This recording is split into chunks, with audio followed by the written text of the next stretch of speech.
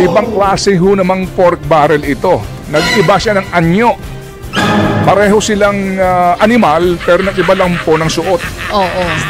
Okay, nag-iba ng costume. Oo. Marami dyan ng mga graduates ng masteral. Nag-master saan? In corruption. Ayun nasabi ko eh. Corruption. Master in corruption. Oo. Memorize na po nila. In this case po, sinasabi na ang mga mambabatas nakakuha ng alokasyon at inilagay po dito sa kanilang favorite na Bulacan. Nakita ho ninyo, nag-iba lang po ng itsura, nag-iba lang po ng pangalan, but practically the same. Pero this time, girl, walang pinipirmahan yung mambabatas. Mga kapatid, dito pong buwan ng Nobyembre hanggang Disyembre. Alright, samantala. At ito ay susubok na naman sa mga flood control projects din sa lugar na yan. Opo. At habang tayo po ay binabaha at inuulan, wag ho natin kakaligtaan itong usapin po na pinakamalaking skandalo nga po sa kasaysayan ng Pilipinas sa usapin po ng korupsyon. Korupsyon na siya po napapabaon sa atin kung bakit po tayo ganito ngayon. Opo, dito po sa problema sa edukasyon, problema mga kapatid po sa ating pong ekonomiya, korupsyon. Ngayon, baby girl, ha? Oo. Bago natin pakinggan si Brad Jeff Eliscopides, may reaction dito si Mike Flores, no? Uy, ano sabi ni Attorney Mike? Attorney, good morning. Hindi naman siya attorney. Ay, hindi ba siya attorney? Ginawa ko siya abogado. Attorney Mike Toledo pala yun. Ang problema good morning, daw, Sir Mike. Ang problema nga daw natin, itong mga nakaupo sa pwesto, mukhang problema din po yung kanila pong... Alin po? Ano po yun, Your Honor? Literacy. Ay, oo naman. Kitang-kita natin minsan sa mga hearing, di ba? Actually, marami dyan ng mga graduates ng masteral. Nag-master saan? In corruption. Ayun nasabi ko eh. Oo. Yung talino ay ginamit sa hindi maganda. Hindi ba? Master in corruption. Oo. Memorize na po nila. Ito lang mga kapatid. Ito po. Bago lang tunghayan ni Chacha, yung bahagi po nitong interim recommendation po ng ICI. Naka-address po ito sa Office of the Ombudsman. Interim report and recommendation. Meron sila pinasasampahan po ng kaso dito. If you recall, di ho ba ito po yung laman ng mga balita. Ang kanila pong pinasasampahan ng demanda rito, baby girl, alright, ay ang dalawang senador, si Senator Joel Villanueva. Yes, kasama din dito si Senator Jinggoy Estrada. Kasama din po sa pinasasampahan si dating Ako Bicol Representative Zaldico, dating DPWH Undersecretary Roberto Bernardo, dating COA Commissioner Mario Lipana. Kasama rin po dito si dating Caloocan Representative Mitch Kahayon Uy at yung mga DPWH officials dito po sa Bulacan o sa Region 1. Sige, mga kapatid, atin lang pong klaruhin, aligasyon pa lang po ito, ha? Okay, pero bago yan, if you also remember, yung pong kaso nila Juan Ponce Enrile, ni Gigi Reyes et al. Ay na-dismiss. Kamakailan po lamang, ha? Dito po sa Sandigan Bayan, sa usapin po naman nito pong PDAF, yung Priority Development Assistance Fund o pork barrel ng mga mambabatas. Ito po ay panahon ni Janet Lim Napoles. Ano mga taon nito, baby girl, dito sa iyong hawak kayo na balita nga, yung dismissal. Opo, nagsimula ito na kaso noong pong panahon ng dating Pangulong Aquino. Pero actually po, yung pong pagpapatupad nito ay panahon ng dating Pangulong Arroyo. Alright? Umabot po ito na sa yung iskandalo nga nung panahon ng panunungkulan ni Pangulong Aquino, doon na po nagkademandahan. Okay. Ano ba pagkakaparehas nito? Sa iskandalo ngayon, girl, no? PDAF, flood control projects and other projects. Ano ba pagkakapareho nila? Okay. Yung PDAF na yon, mga kapatid, pork barrel yon. Dati-rati, mga kapatid, meron pong alokasyon sa budget para sa mga miyembro ng Senado at ng Kongreso. Ito po yung sinasabi ni Senator Ping na hindi niya nga tinanggap. Never niya kinuha. Sinabi nga na never niyang kinuha. On record po naman yon. Yes, oo. Nahahati yan sa dalawa.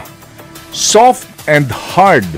Meaning, yung pong mga hard projects ay infrastructure, tangible projects, kalsada, building, etc.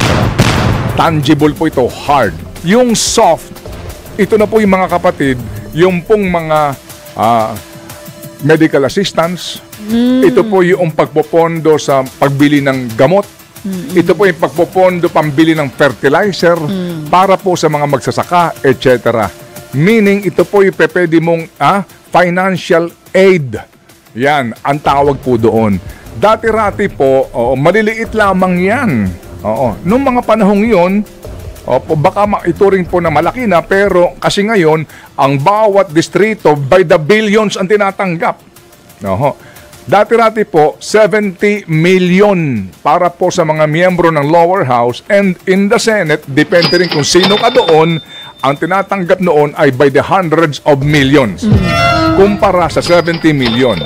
Alright, ang kanila po ditong kinalikot ay yung pong soft na kung tawagin. Kaya ang pinag-uusapan dito ay, yung sinasabi na endorsement ng mga mambabatas, in this case po mga senador, doon sa mga NGOs na bogus na pinangasiwaan ni Napoles, ni Janet Lim Napoles.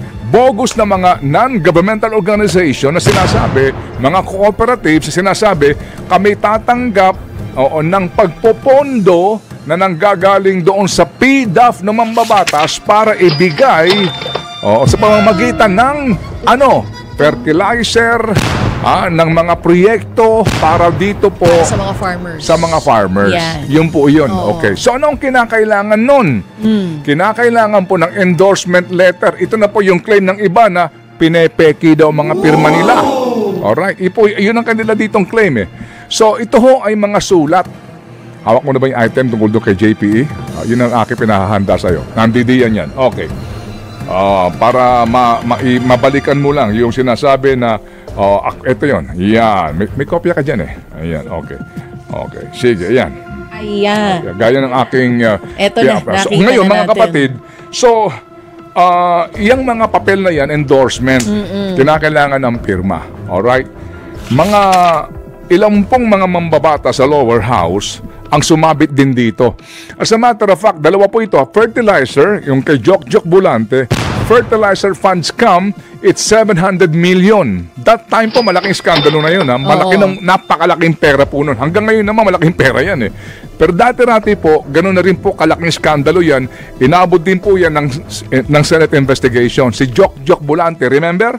Nagtago din po sa Amerika yan. Napauwi din po ng pilit dito kasi nga na-cancel din yung passport niya sa pagkakaalala ko po. Ganon din po nangyari dyan.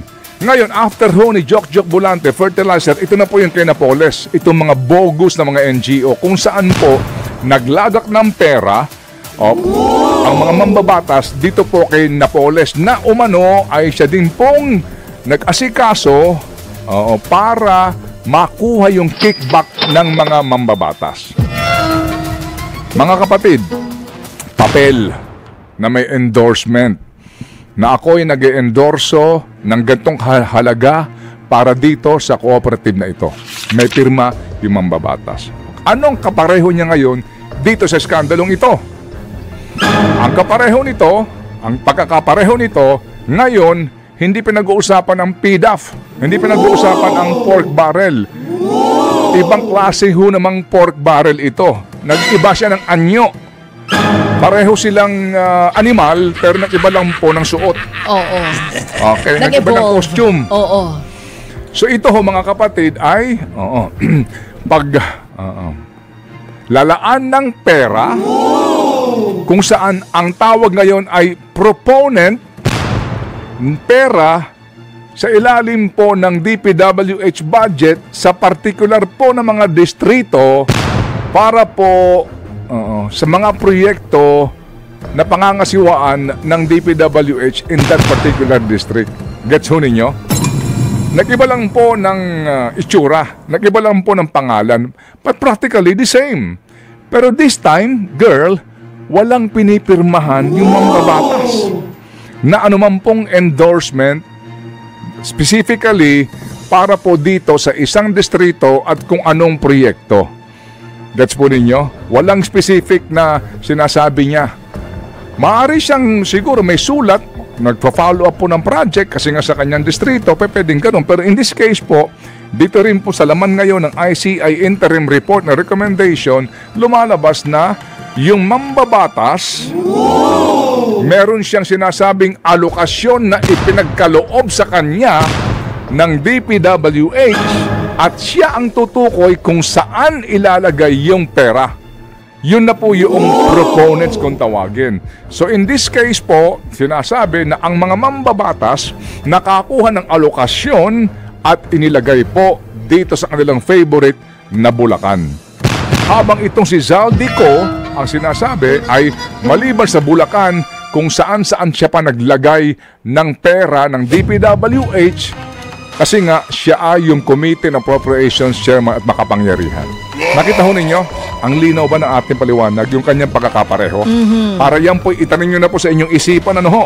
Para alam po ninyo ang pagkakaiba and ang kanyang similarity.